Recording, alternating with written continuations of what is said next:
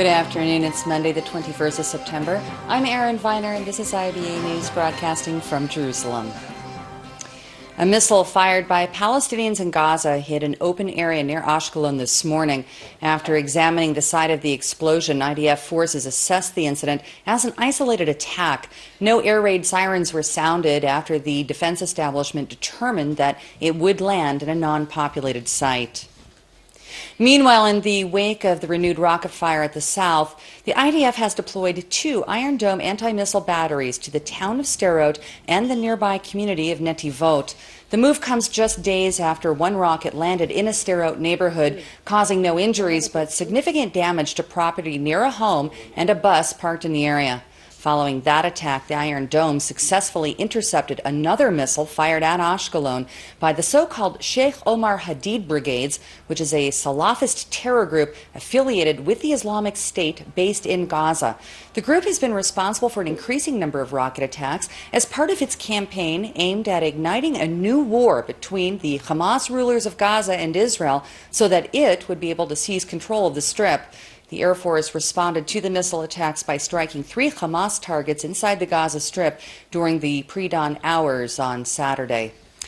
Hundreds of Israeli worshippers came under attack by a mob of Palestinians throwing rocks and firebombs during Jewish prayers at Joseph's tomb in Nablus last night.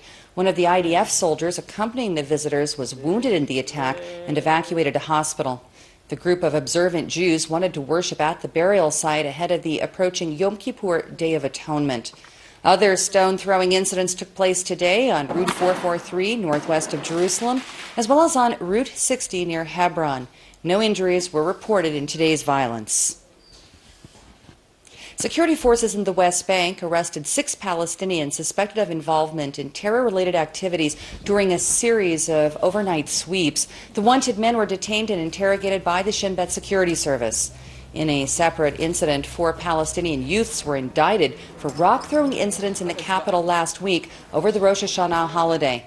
One of the suspects is 18 years old, one 19, and the 2 others were minors. All of them were residents of East Jerusalem who have been charged with throwing rocks, disorderly conduct, and the aggravated assault of police officers during clashes that erupted across the city. So far, at least 40 Palestinians have been detained in the West Bank and East Jerusalem for involvement in what police say range from disturbing the peace to taking part in riots and the throwing of objects, including firebombs.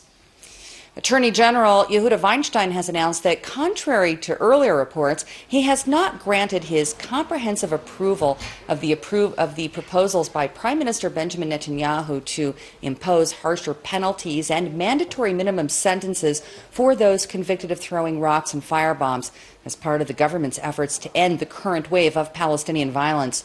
During a special hearing on the issue held at the Prime Minister's office last night, the Attorney General specified that he rejects the proposed firing of American rifles at rock throwers except for in certain cases, while arguing that existing provisions are sufficient and don't need to be altered. The Prime Minister is calling for such action based on a police initiative, calling for the snipers to use live fire when civilian lives are endangered. The new measures would also include the imposition of fines on the parents of minors convicted of committing the crimes. Multiple human rights groups are warning against the more aggressive rules of engagement being backed by the government. Of course, there's no doubt that the Israeli authorities have to protect the public, have to maintain law and order in East Jerusalem as well as in other places. However, this kind of approach that puts force and only force on the agenda, including collective punishment, including a very heavy-handed policing attitude, we think is illegal and also immoral. The government needs to deal with the underlying root causes of the situation in East Jerusalem, not just with its manifestations. Allowing security forces to use live ammunition in confrontations in East Jerusalem is expected to lead to lethal consequences.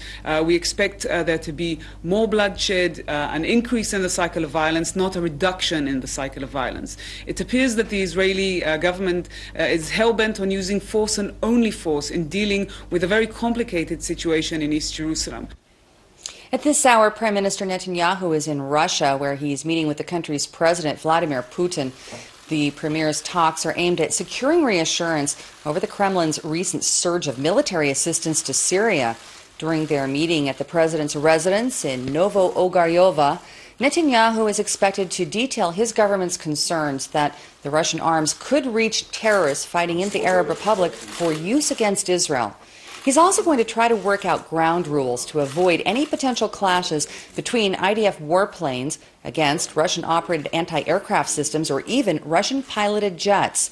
The premier is accompanied by IDF Chief of Staff Lieutenant General Gadi Eisenkot at the summit with Putin amid the Russian leader's attempts to prop up his Syrian counterpart, Bashar al-Assad, who has been battling an Islamist-led insurgency for now 4.5 years.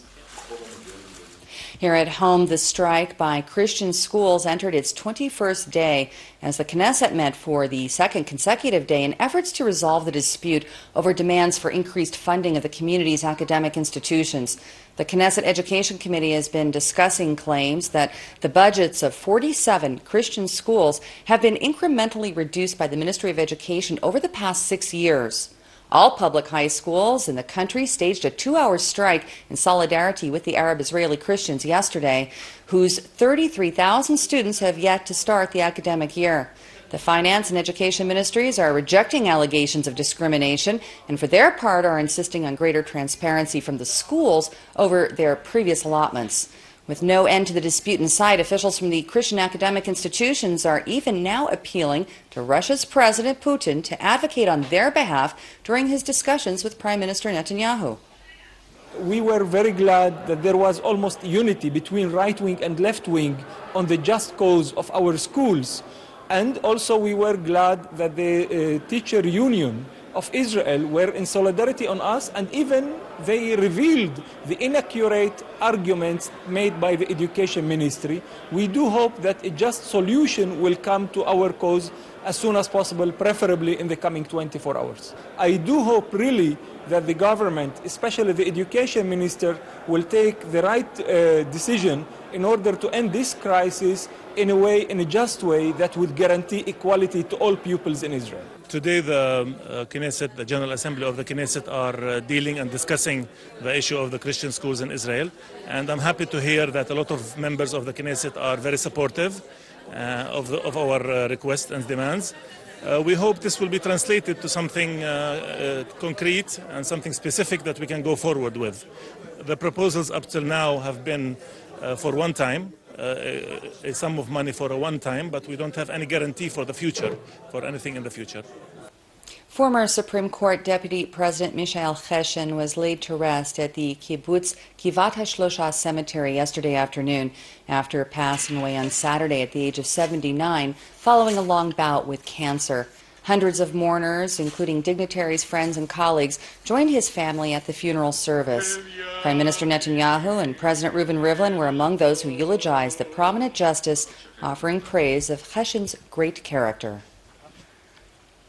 Jerusalem attorney Dr. Chaim Katz spoke to IBA's R.A. O'Sullivan about the life and legacy of Mishael Cheshin, whom he describes as a leading poet of Israel's judicial world.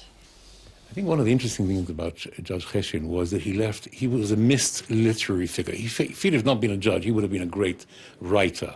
And one of the wonderful things about his judgments, one of the enjoyable things about his judgments, is his wonderful way of describing in a very, very elucidatory manner the issues at hand. And if you're a good writer, you can really bring out those issues in a beautiful way, which is what he did. You know, if you look back 100 years ago at great American judges or great British judges, you see great literature as well. And I think that's what Cheshin left us. And I think we are here to actually say thank you very much for that. This is part of the building of Israeli society. What about the rulings that he made? Where did he leave his mark? Well, actually, Judge Cheshin was marked by the fact that he was very often a minority. That was part of his thing. I mean, he came out with all kinds of decisions that flew in the face of the mainstream. But that doesn't make that irrelevant. His judgments actually bolstered, you know, the fact that we have a democracy here, the fact that we have to fight for human rights, the fact that we have to look after the indigent and the minorities.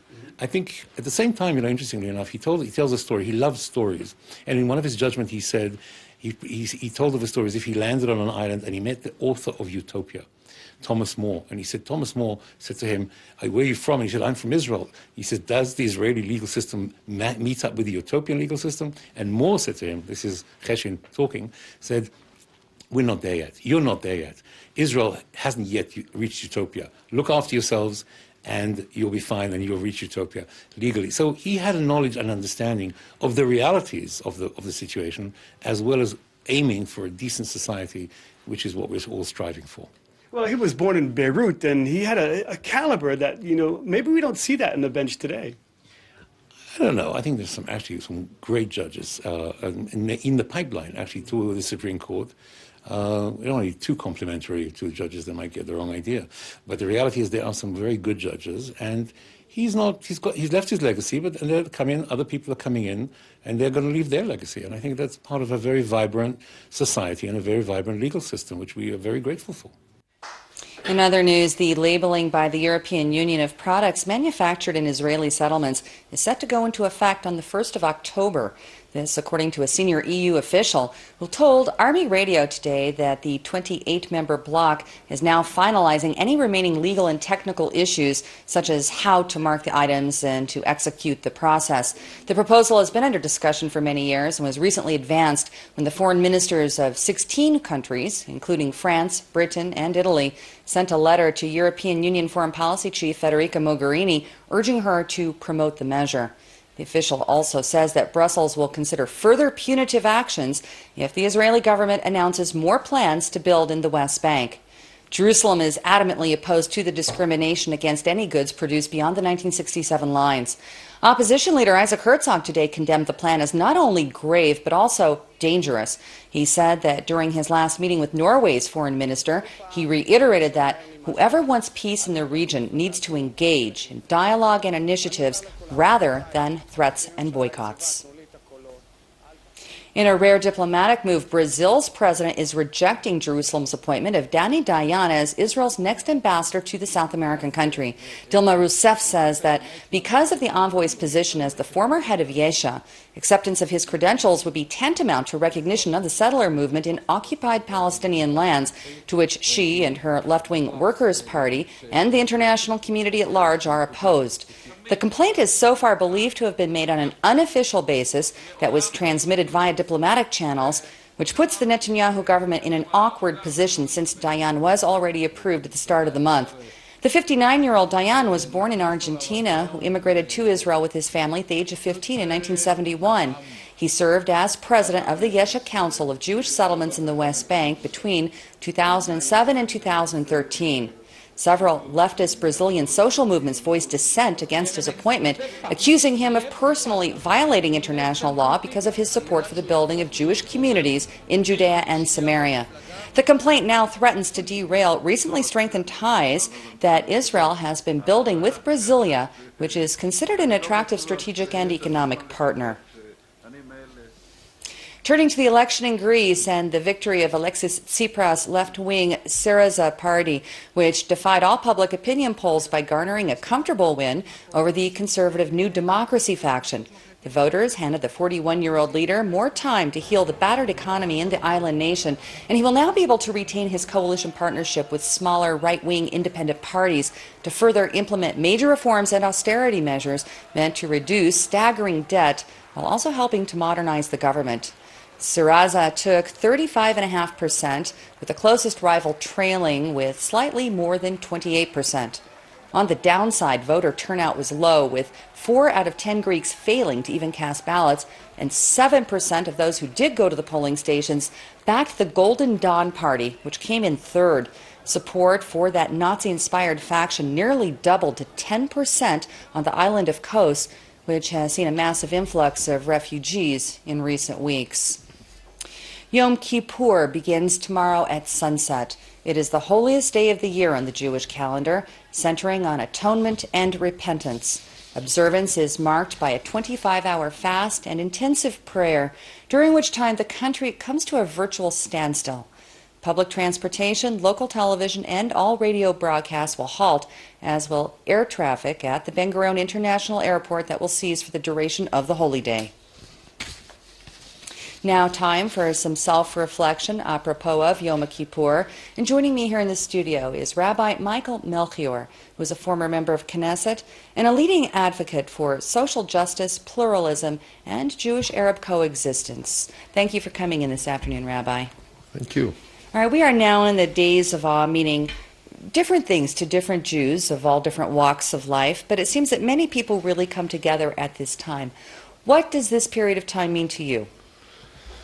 Well, it is a period where we go into ourselves, but where we also try to fix our relations, and not only with ourselves, but also with God and with our community around us. The principle is that we can't really go into Yom Kippur and start asking for forgiveness from God without having come to a resolve with our community around us, with our fellow human beings. And if we look at the prayers which we're saying during the day, most of them, practically all of them, have to do with relationships with each other. Now, you're behind the push to make Yom Kippur prayers more accessible to the public at large, and I understand that you've arranged for special prayer sessions to be held at 300 different locations across the country. What's your motivation behind that? Well, when I first came here to Israel, I found out that also Yom Kippur was a day which divided the people in this country, religious and secular. I was used to, from where I grew up, that Yom Kippur, that was a day which gathered everybody. Of course that wasn't true, but that was as a kid, that was my feeling of Yom Kippur. In my place, where I grew up as a little kid, there were 4 other people standing on my place for Yom Kippur. I knew I wouldn't see them again until Kol Nidre the next year. But that was my feeling of Yom Kippur. Everybody was there. And I came here, and again, Yom Kippur was a day of division. Religious go there, secular go there. And we made a big poll already 17 years ago. We found out that 73% of those who define themselves as secular have never attended a service for Yom Kippur, and actually they wanted to, but they felt estranged. They felt they weren't welcome. So we started off with 8 places where in kibbutzim and community centers, and we've developed that since, and now we have more than 300 places. Close to 200,000 people will be attending different kinds of services, especially Kol Nidre and Ne'ilah. We're doing it together with Rabbi Riskin's organization, Zohar Movement, and you can go into Yahadut Shel Kulanu, and you can find where there are places close to where you live if you want to attend. Does this indicate to you in any way that Judaism may be evolving from purely religious belief to somewhat more of a cultural acceptance?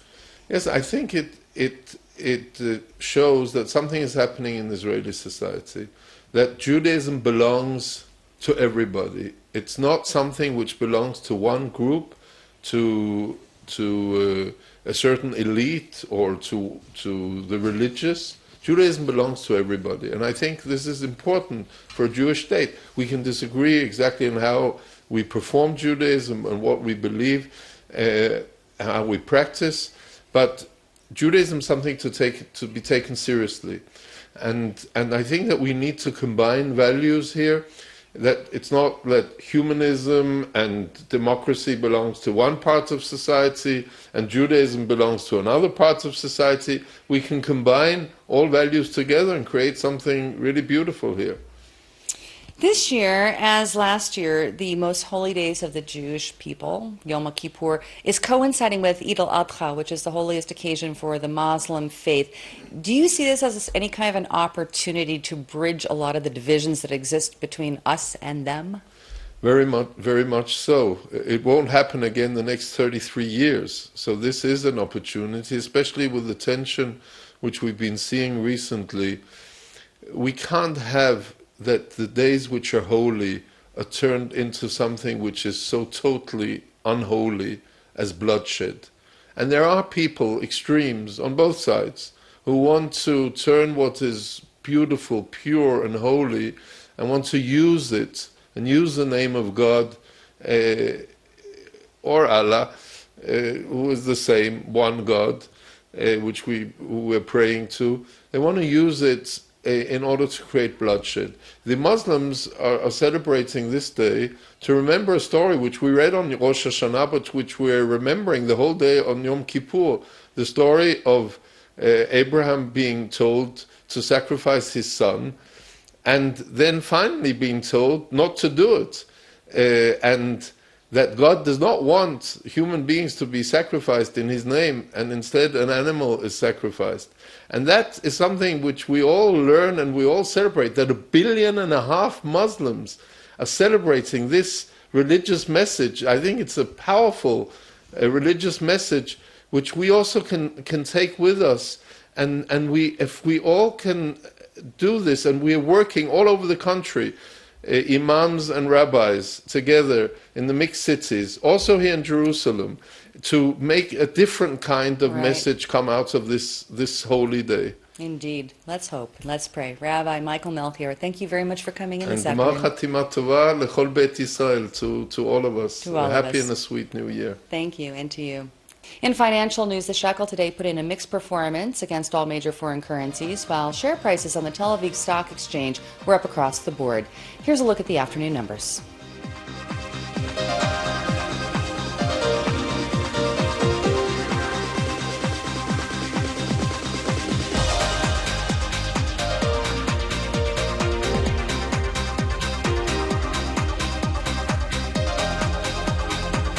The IBA weather team tells us to expect mostly sunny skies tomorrow and Wednesday, with a rise in temperatures to unseasonably high levels. Here's the forecast at home and abroad over the next 24 hours.